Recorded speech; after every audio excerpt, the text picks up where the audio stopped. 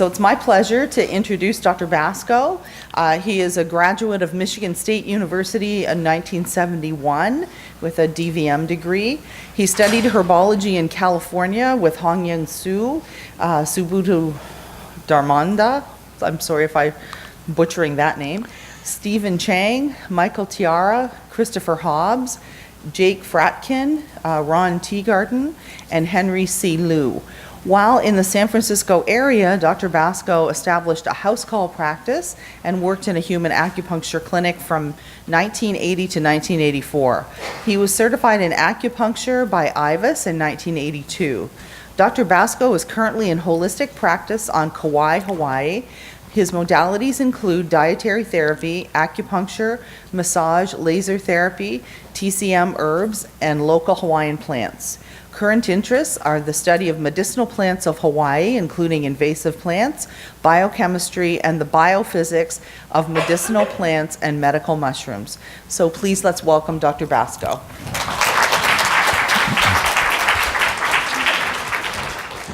Thank you.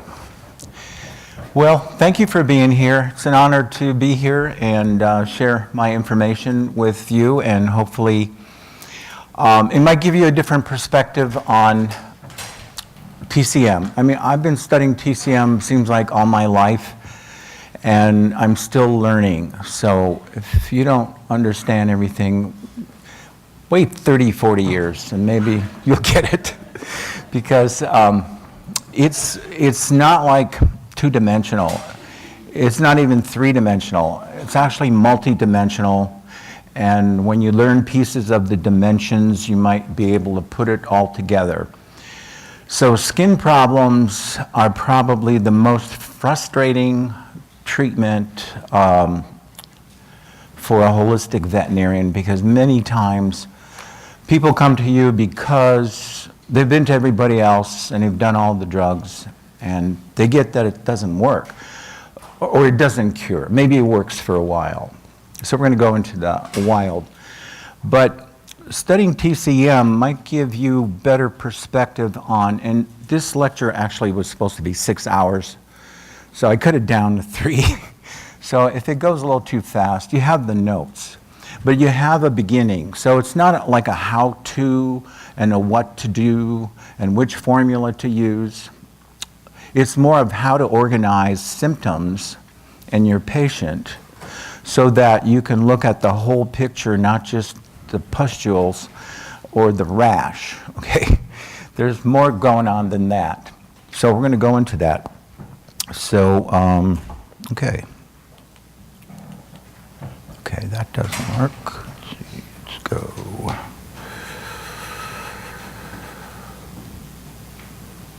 Okay.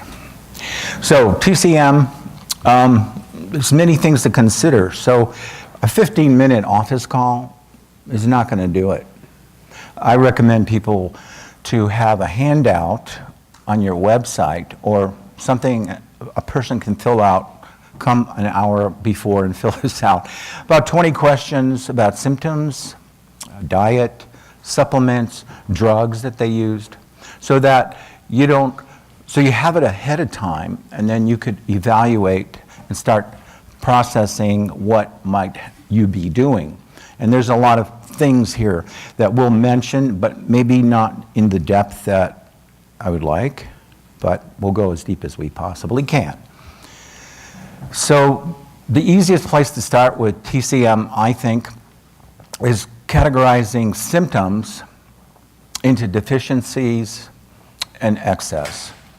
Because that's one way, if you can organize your symptoms properly, you'll get a better idea of like which herbs to use, which supplements are necessary, and what kind of diet would probably work the best.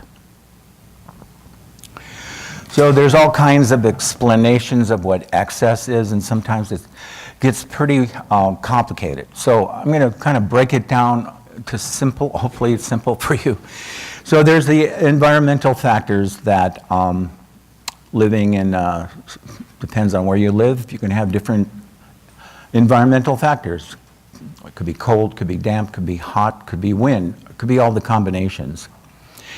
The problem with excess, as my acupuncturist told me, you got to calm down. You got to quit working because your excess of working is causing deficiencies in your body. So the purpose of this lecture is basically to help you start to think a little different and organize symptoms. So we're going to go through those. So on the left-hand side or the right-hand side, whichever you are, we have the deficiencies. So here's some examples of deficiencies. So you have a chronic condition is usually a deficiency in general. And I mean, it's common sense that the skin is dry. If you have dry skin, what do? It's deficient, all right? Or flaky or thin. Like as you age, you'll find out when a dog scratches you, you bleed now, whereas before you just get little marks. Coat is dull, skin may be normal, slightly cool. You have a chronic hair loss, hypothyroidism. A lot of these things that we see are obviously deficiencies. And then on the other side, a little easier, and usually where most of the treatments for veterinary medicine are focused on are acute situations, excesses, hot spots. People come in and got a hot spot. Okay, what do? Well, put something cooling on it, maybe get it a shot of steroid and an antibiotic, which is usually what veterinarians do. And then about 2 weeks later, it comes back. Why does it come back? Well, because you didn't get to the source of the problem. So deficiencies means that your whatever system is deficient is declining. You're declining, and animals are declining. So digestive functions are really important. If you have a bad gut, you're not going to have a healthy body in general. Your healing and regenerative functions will be less. The animals will be less. So older animals have a harder time. Older people have a longer time to heal. And then as you age, and if you don't do detoxification or fasting, and you eat a lot of junk food or fat, your body's going to have a lot of oxidative stress and a lot of metabolic waste, which is just natural. And then if your immune system, like through stress or whatever reason, for us would be probably stress of work, but other things, like the immune system can be affected by genetics. So the animal's always getting infections. The excess is more of an immune system that's kind of gone a bit haywire. It's like over too protective, trying to kill everything and engulf everything and try to get rid of it. But unfortunately, when you go through a lot of cytokine injections into the body, you have inflammation that does good, but then over time, you have hyperinflammation that seems to get more and more sensitive. So that needs to be modified.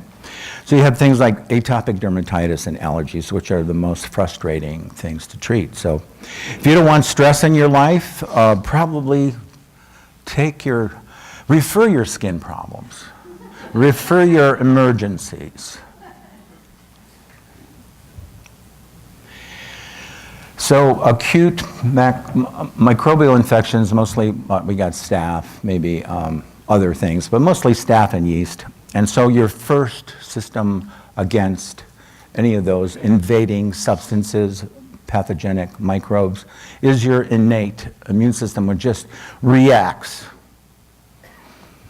And as it reacts, it can stimulate your other systems that are more of a chronic nature, your immune system that keeps either the allergy going forever or clears up the problem that was there.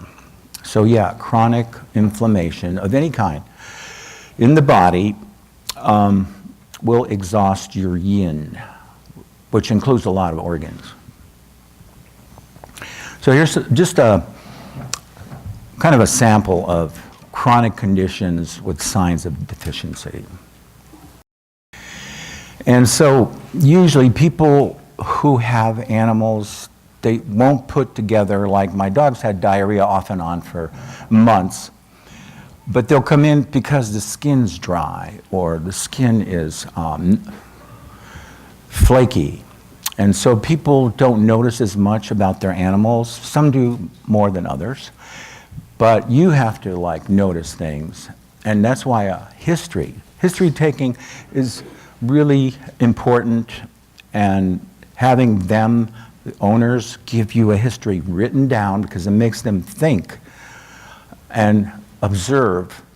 And if they can get the handout questionnaire before they come into you, so you have it, they have some time at home so they're not hurrying, and you get a better perspective. So the bottom line is, with skin problems, you have to spend more time with these people. And in that process, you have to charge for your time. Some of the things that we talk about is the accumulation of excess. So heat toxins could be the toxins from bacteria or from food. Stagnant blood could cause eventually something like a mast cell tumor or tumor somewhere. Stagnant qi usually affects other organs like the liver. Injury to yin is common as you age, whether you try not to or not, but you can't stop aging. You're going to have a yin deficiency in one of the areas, and an underlying deficiency is always what you want to look for when you deal with a skin problem, even if there's a lot of,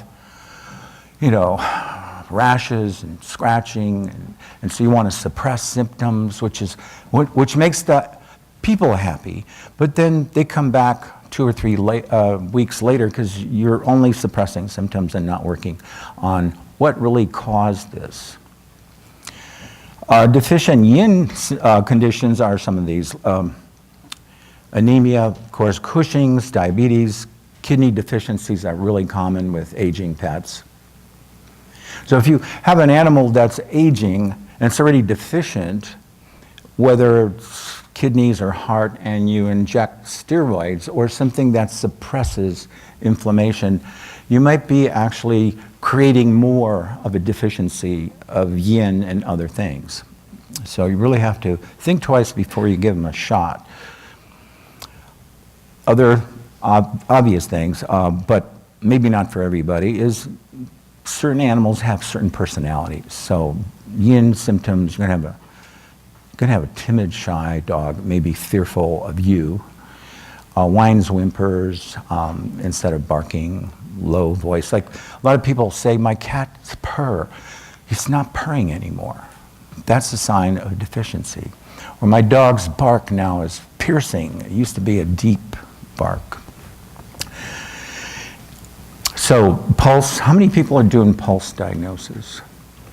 And so that is another thing that might take you, like the piano, playing the piano. Okay, I know all the notes and I can read music, but can I play something wonderful?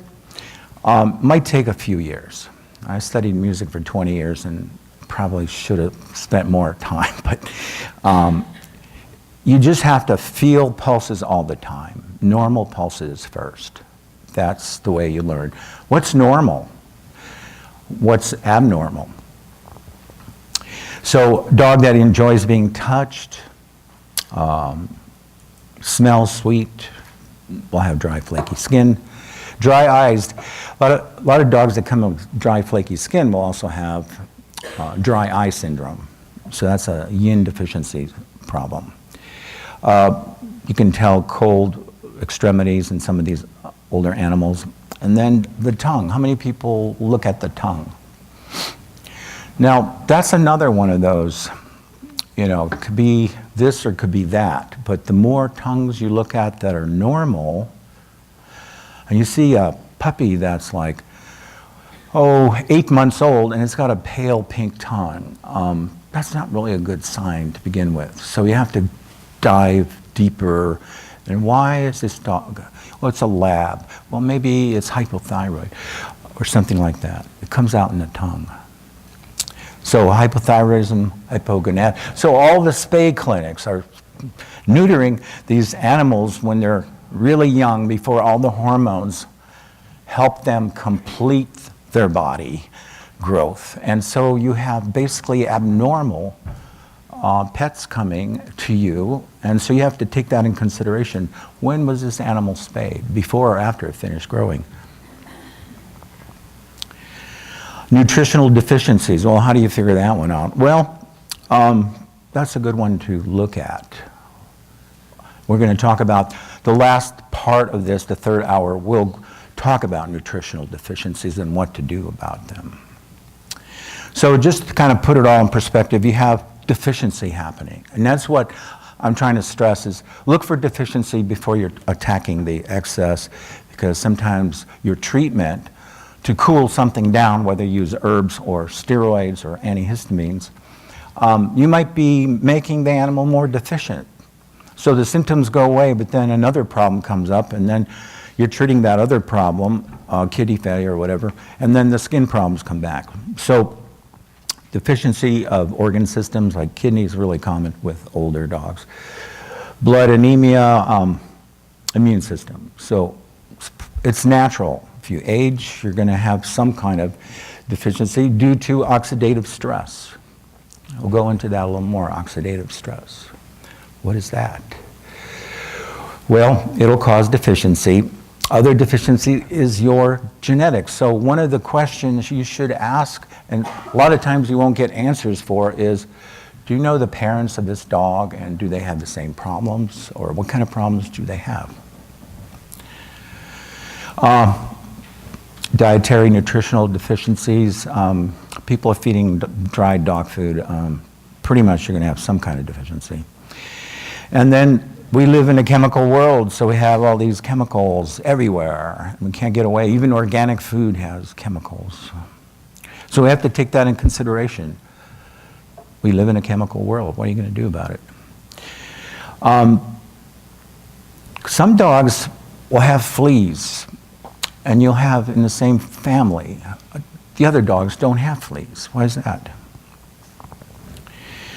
And then you have this hyper-vigilant immune system where the animal has, or the person has begun a while ago to create various substances to dissuade or calm down certain toxins or allergens in the body. And then something happens where the body just gets overstimulated, and so almost everything you feed them, they react to. And so you have these autoimmune allergies, and atopic dermatitis is really difficult to treat. This is a dog that has been treated with steroids and antibiotics, and it didn't really work. Always came back because nobody really looked at the whole dog. They just looked at the skin. So with acupuncture and just changing the food, I didn't even use herbs on this dog, just changing the diet, home diet. It wasn't a raw diet. It was what I thought this dog was missing, and acupuncture. Acupuncture is really great, but not a lot of people and not a lot of dogs will start with acupuncture with you, but you might want to recommend it. And there's some good basic points to use, which I don't have time to go into, but the nose. How many people use the nose for diagnosis? Yeah, it's really amazing when a person comes in and the nose is kind of dry and cracking, and most vets don't, conventional vets don't really know, and they really don't say anything about it, but there's some clues there. So what's missing basically in a treatment plan for skin is your looking for deficiencies. And once you clear up deficiencies, maybe later your treatments will be better. Now, here's some more deficiency symptoms. Hearing loss. Weakness in the rear legs, real common with older dogs. Also common with dogs that were spayed before they're finished growing. So there's a problem with the various bones in the body. Some are longer, some are shorter than they should be. And so there's a lot of stress in the knees. So I treat a lot of knees since the Humane Society has been neutering and spaying animals really early in life. Lack of stamina, that could be you working overtime. Look at your tongue. That's really revealing. I once looked at my tongue before I went to my acupuncturist, and I was totally freaked out. What is she going to do now? I probably need some really heavy-duty work here. Anyhow, these are some of the symptoms of deficiencies. A dog's eating things. Well, definitely that's not obvious. So, common with aging is going to be your blood. Now, the blood in Chinese medicine is really more complex than just anemia. I include circulation too, but basically the quality of the blood is a little different than anemia. Then you have your vital energy, which kind of dissipates with age, and you have all your organ dysfunctions that are naturally happening, declining naturally. And the various hormone imbalances, which if the animal's neutered or spayed, you're going to have from the beginning. Loss of hearing and diminished eyesight. So I know the treatment of choice is using cyclosporine in the eyes, but that's like putting a Band-Aid on a problem. So you really have to go deeper. I mean, you could, if you want to, use cyclosporine and treat a deficiency to make the people happy, but there's other ways. Cataracts. The tongue is really part of the whole picture of looking at an animal, besides all the other things. You notice that this dog's nose is pale.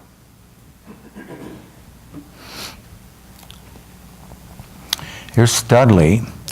He's doing pretty good. He's got some problems, but you look at his tongue and it's red. What does that mean? Shouldn't it be pale if you're deficient? Well, there's a thing called like false heat. If you've had hot flashes, men get hot flashes too, but not as evolved as women's, okay? And so, yes, you don't want to take something to cool yourself down. You actually need something to tonify, something that's out. How many people use this? This is really a good thing at parties. You go circle people in a circle, and then everybody's got a problem. You don't have to say the problem, but you can actually find what side of the body is the problem by looking at the face. Now, who came up with this was not all Chinese, but it was partly Janet Travell, who's one of my mentors in trigger point therapy. She's a conventional MD. But she came up with this thing that if you look at a person's face and you draw these lines, you can tell which side is going to be the weakest side in this person's body most of the time. And you can play that with yourself. Look in the mirror and look at which side is like shorter and which side is bigger. And most, I would say, I never had this go wrong. Most times you'll find that the shorter side is where all your problems are. Even if you're right-handed and that's your strong arm or hand, you'll find that this is really a good thing to look at also, is look at the face. So this poor kitty, cats and kidney failure, that's just really a dry food, of course. Dry skin, dry food, thinning hair, tapeworms, fleas. So we have these other factors. So we have the external factors, food, water, environment, and then we have the internal factors that we have to consider. And this is a little more complicated. I give you some examples of these, but these are kind of the major ones you'll see with skin problems. And usually spleen Qi deficiency, where your gut is not healthy, your skin won't be healthy either eventually.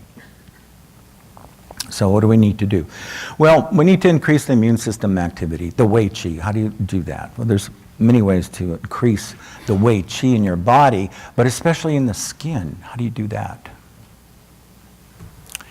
You want to improve digestive functions, and there's many ways. Spleen tonics, that's a good one. You have healthy spleen, you have healthy blood, you have healthy skin. Probiotics. Not all probiotics are created equal. And sometimes microbiome can be actually enhanced with like a fecal transplant. If you can find a healthy dog, good luck.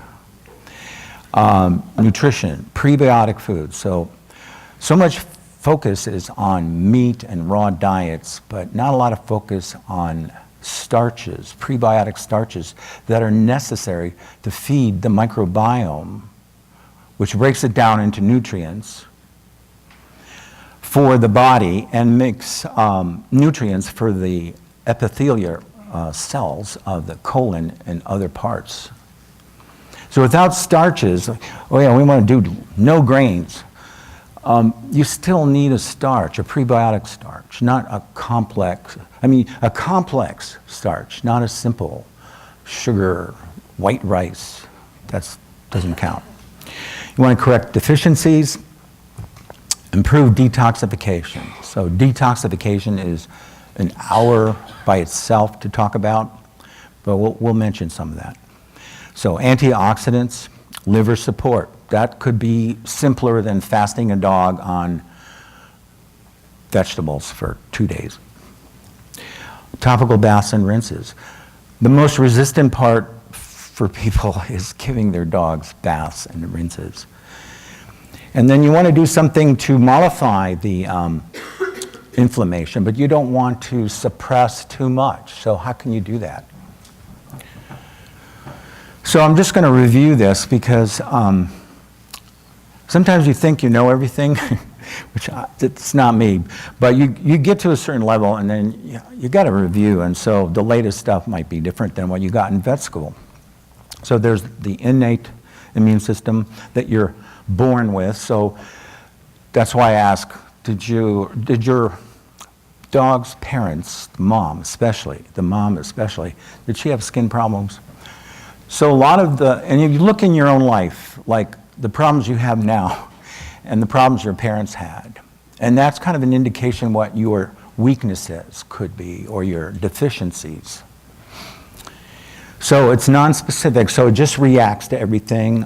It finds that this is not right in the body, so we're going to react, we're going to get rid of it. So that's kind of how the abscess happens or skin infection.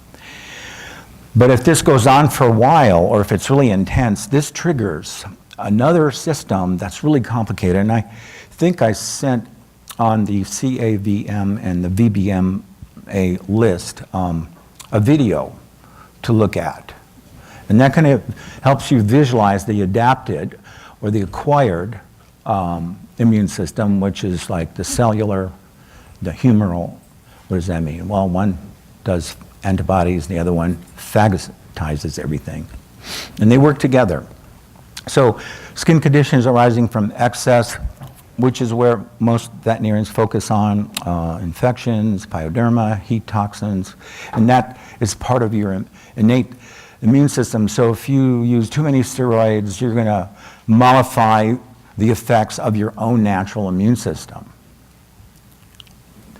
Then you have the hypervigilant immune system going on because this problem is repeated, so you have your other systems coming in, and so you create a complex of an immune system that's really messed up, especially when they come to you after steroids, after Apoquel, after Cytopoint, after all the treatments with the bad drugs, and then it doesn't work. Or they're still on the drugs and they come to you because it's not working. That's an immunological mess.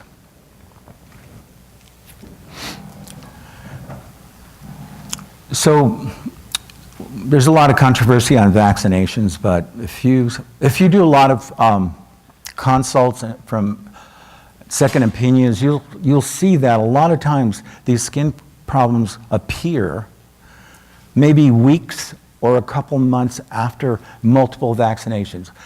You know, the lepto's got 4 Cervars, and then you have the distemper, and then they give the old dog parvo, and then, you know, 7-in-1, 5-in-1, and then a rabies shot on top of that. So you know that's not going to be good for the immune system. It's insane. Not good medicine. Food, or the ingredients in food, and then all these carpets. You go to Costco and get a cheap rug, and it's great. It looks good, but it has all these chemicals, and my dog is now scratching. And then, like I said, genetically acquired things from mom. So it's good to review all these kind of things and to get to like the science of it, but it might or might not help you with the Chinese medicine of it, but it'll help you maybe explain it to people, what's going on with your dog. So again, I'm going to repeat this because I think it's kind of important. So you have the humoral system.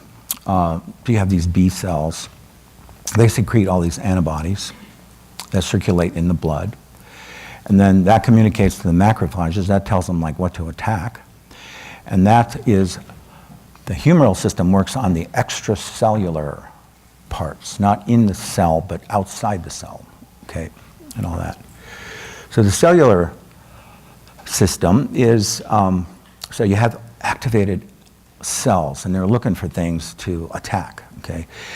And so they're cytotoxic. So in the process of attacking the bad guys that's in the body, unfortunately, they cause a lot of damage to tissues. You have the natural killer cells, which are good for cancer, but sometimes they go out of whack too. Macrophages, and so you need something to attack within the cells. And so this is the system that works, the cellular system. So these antibodies, a lot of them are produced in your gut. So another reason to have a healthy gut is like 80% of your immune system is in your gut. I never learned that in vet school. I thought it was all in the lymph nodes. Well, you got lymph nodes in your gut, and you have a lot more. And you have these memory cells that differentiate in various things, and they attack various substances. So sometimes, and why a lot of food, commercial foods don't work, because there's just so much crap in even the best so-called holistic diets that for allergies, I don't recommend any kind of diet except something you can create at home that you figured out. So this is your cellular immune system, and so you don't want to suppress this, but you want to control it. So how you do that? This is a good, you can find a lot of interesting things online to visualize what you're doing and to help your clients visualize it, because they don't know all the different complexities and the steps of what causes an allergy or why their dog is itching. They just want you to stop their dog itching. But you have to explain the thing, and so that's going to take some time. I think I missed a couple of slides, but just to go off point here. So there's certain clients that are going to give you a hard time for you because they want quick results. People who are emotionally disturbed. You'll find out in the other slides that people are emotionally disturbed. I mean, it's easy in this crazy world to be emotionally disturbed, so it's not that they're bad people. They might have, you know, marriage problems, kids problems. So that communicates to the animals. And so you might do the best work with everything, the diet, the herbs, but there's a stress factor that you haven't handled, and it's not your job to be their counselor or their marriage counselor for sure. That's one way. You don't want to go that route.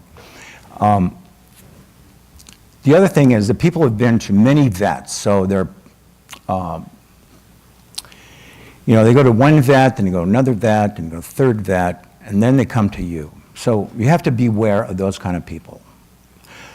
You might want to tell them this is going to take a long time, just to let them know. The people that been to holistic vets and it didn't work. So you really have to see what possible, talk or get the record so you know what the other holistic vet was thinking and what they were doing that's not working. And then you have the people that go to the internet and they come in with bags of supplements, right? And then you have to spend time, well, I don't want to buy any more supplements. Can't I use these? So you have to go through that whole bag and tell them what's working, what's not. Anyhow, there's some kind of patients that are going to be difficult. And so you have to tell people from the beginning that, especially those kind of people, this is going to take a long time. It could take months. You have to be patient. A lot of people aren't patient in this world. And so you have to be patient. And, you know, put them on a regular plan, maybe, would work. Every 3 weeks, come in, get acupuncture. We reevaluate what we're doing. As far as their supplements, I would first look inside what you would do first before you start looking at all their supplements.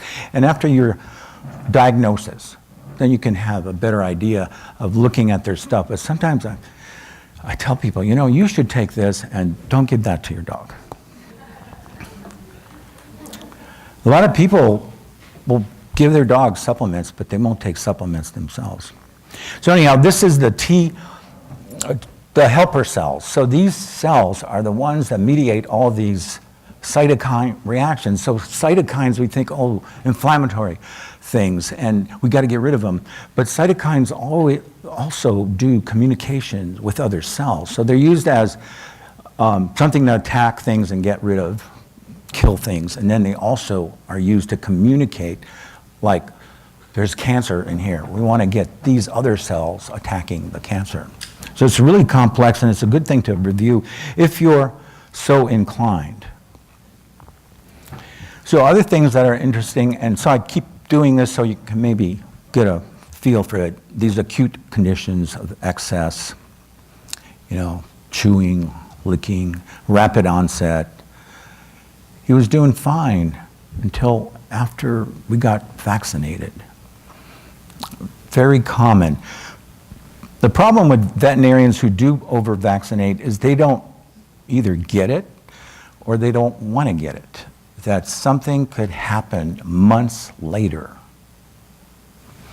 There's all these scientific articles on what kids are exposed to when they're early, whether it's food, lack of exercise, stressful home environments, traumatic situations. That stays with that kid through their adulthood, through their whole life. So really, when you're examining these animals historically, you have to go back to when they were puppies if you can. What did they eat? What kind of shots? When did they first have the vaccinations? You start them on Purina Pro Plan. So you have to be a detective, which is kind of time-consuming but interesting. So really, you have to have, you can't just do it in a few weeks or a couple sessions. So you have to prepare people. This is going to take a long time, and I think you should come every 3 weeks. And if you pay ahead of time, we'll give you a discount, which is one way of doing it to get people committed. Sometimes they just don't want to do the bathing, they don't want to make the dog food. But if they already paid, say 6 sessions, includes acupuncture, then they're more committed than, you know, okay, well, maybe we'll come in. These are all the diseases I put into inflammatory skin problems from excess. So you can see that a lot of these are treated with antibiotics and steroids.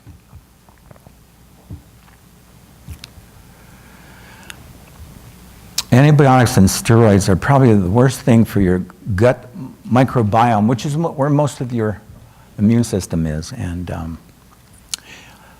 oral or injectable steroids are not great for your anything. Though, I'm not against steroids. I think sometimes you can use them once in a while with some consciousness of what you're doing, but with the great result you might get, I have to tell people we're just putting the fire out, but what's causing the fire is still under the skin. So, what we need to do with excess conditions is we want to modulate and regulate the immune system. We don't want to just knock it out. We want to strengthen the Wei Qi, the immune system of the skin. We want to correct any other deficiencies, quell inflammation. And then quelling inflammation could be various herbs that dispel heat and heat toxins.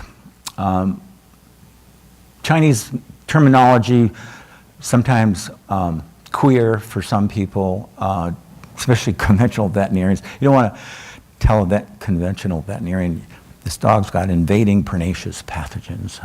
They don't know what that means.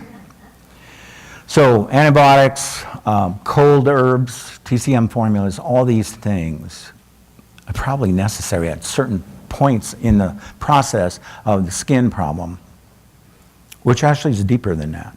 So what I always tell people is when you go from the veterinarian and he gives you a bag of stuff, ask the veterinarian what is in the bag of stuff you gave me that can repair, regenerate, and restore function.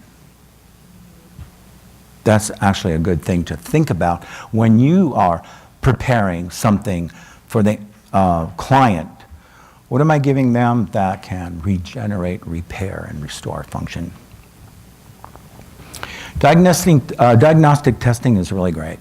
I think you want to get a whole perspective. And I do a lot of skin scrapings, and I look at things under the microscope like, what kind of cells am I seeing? Are they mast cells? Are they lymphocytes? What's happening right now? It's really good. And it gives you time. So while you're on the microscope looking at this, you can also have some time to think about things. Because if you're too pressured, which, you know, if you're working for someone every 15 minutes, you've got to see somebody, that's crazy. You want to think about what's happening, because it doesn't come easily sometimes, especially if they've been under the drugs of many vets. So these are really important. I mean, diagnostic testing there's various kinds, but this is one kind. So any questions at this time? Yes. Yeah, so liver. I'm going to talk about liver tomorrow. But liver is a main organ for allergies.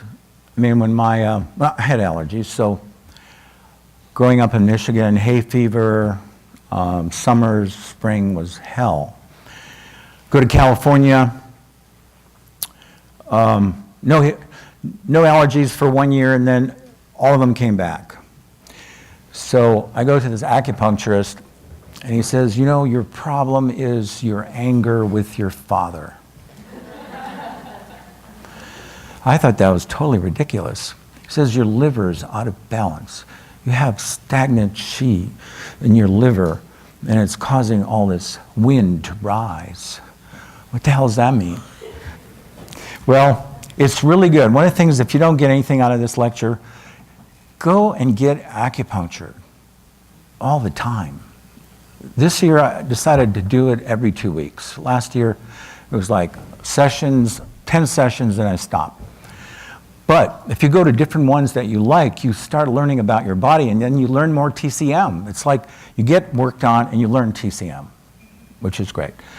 So my allergies went away with the acupuncture, no herbs. And so I went to visit my dad. So I'm in California, I went to Michigan, and all my allergies came back. So this guy was great. He was an MD who did acupuncture. He told me to meditate and forgive your dad before you go to bed. So, okay, I hate these allergies. I don't want to take antihistamines because if you have allergies, like If you take an antihistamine, you're doing surgery, you're falling asleep. Or if you take another kind of antihistamine, you're hyped up all day. So that's not good. So, okay, I meditate, I go to bed, I forgive my dad, wake up, no allergies. It worked. That was like a miracle for me.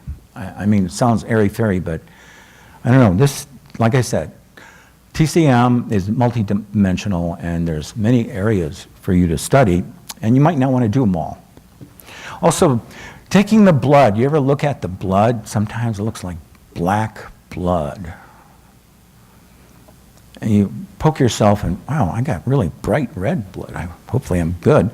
So that is pretty subjective, but it could give you some clues, like maybe there's a lot of waste products here. Maybe I should spin the blood down and see what else is there. Look under a microscope.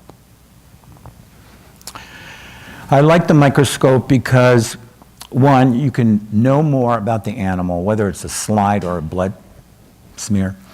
It also gives you time to think about what to do while they're over there, and you give them some handouts on, well, you know, you don't want them just to sit around. You want to give them something to read while you're doing that, so, you know, something you want them to read, like diet or some handouts. So handouts are really important. You can't, you know, people only remember 10% of what you tell them. They remember the bill, though, 100%. So if you give them a handout, you up that to maybe 30%. Then if you call them or have them call you regularly, then you've upped it a little more. So it's constant training of people and yourself and your staff. So it's a good system to have handouts, have them something to read while you're fiddling with a microscope. And like we make our own, a lot of our own mixes, so we'll have a Chinese formula, but then it's a cat, so we got to make it into liquid. So we do a lot of messing around in-house, but in the meanwhile, you don't want them just to have an idle mind. You want them to focus on what you're doing. So you give them a handout on skin problems, you give them a handout on deficiency, what that means. So handouts are really important, and if you can spend time doing that, you'll spend less time talking, really. Okay, so we have how much time before the break? Finding your visibility in today's climate with website creation, hosting, SEO and social media management, telephone greetings and VoIP services, and online video production.